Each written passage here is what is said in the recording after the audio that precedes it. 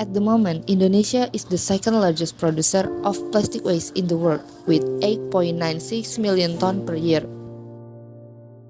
Let us reflect for a moment on the negative impact that plastic waste has on the environment and human health.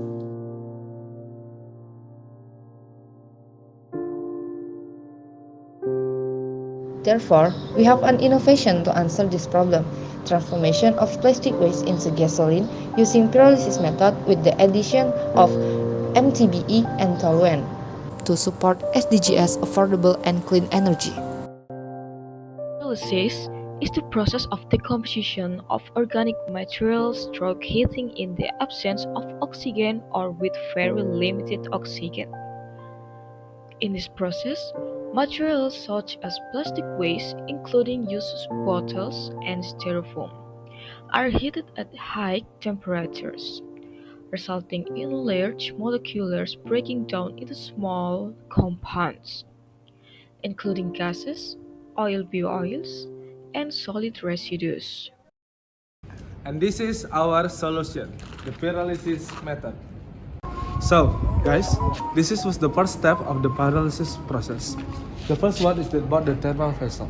In this unit, heating occurs to convert the plastic waste bottle into gas at temperature ranging from 350 to 380 with the assistance of two installed heaters. As we can see here, there is the first heater and the steel plate in the top of the thermal vessel. And with the pressure of 6 under 4 bar, 4 under 6 bar, complex bond and broken down into the smaller molecules and certain chains which result are gas and go through the other unit.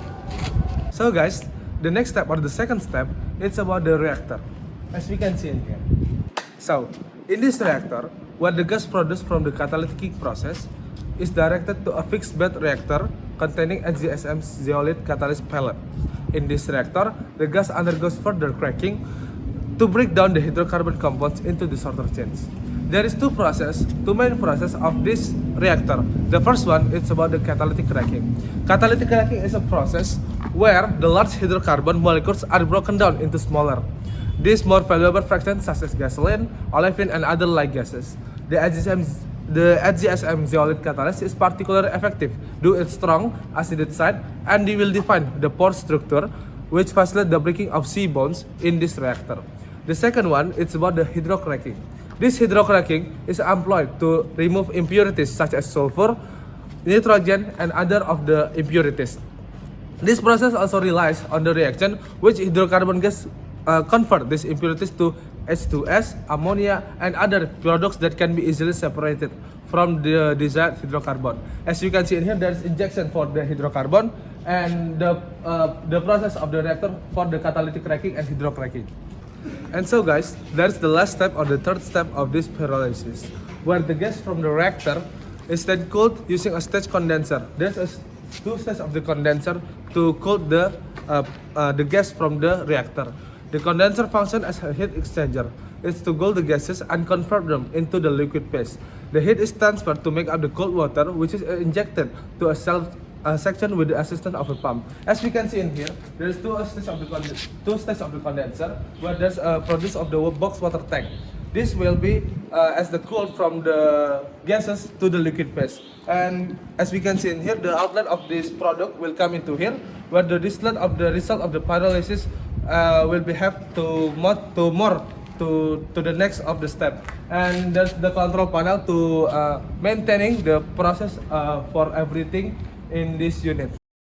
So guys, you can see in here, we get the distillate from pyrolysis, which is still a mixture of multiple components that will be separated by cutting point based on their boiling point. So that later we will get a light fraction and heavy fraction.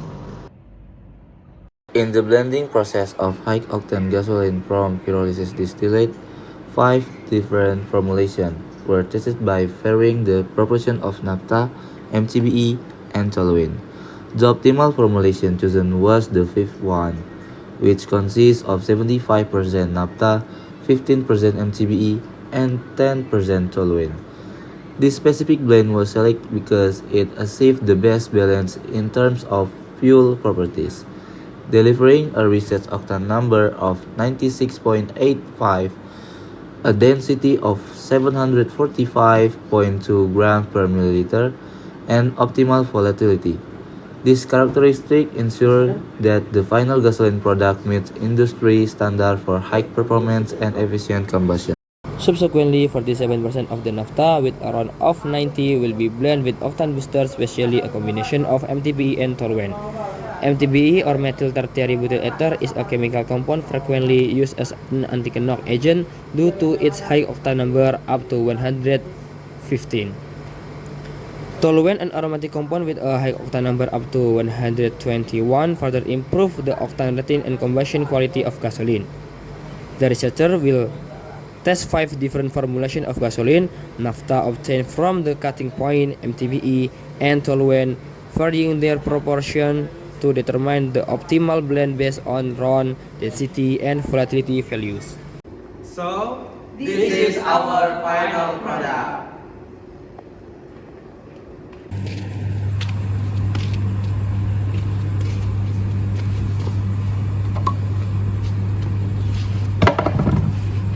and so guys, we are from the Pentamax team who would like to support the SDGs number 7. We want to help to save our earth with the clean energy and of course the sustainable life. From this, we want to recreate from the plastic waste with the pyrolysis method into more things that can innovate. Thank you.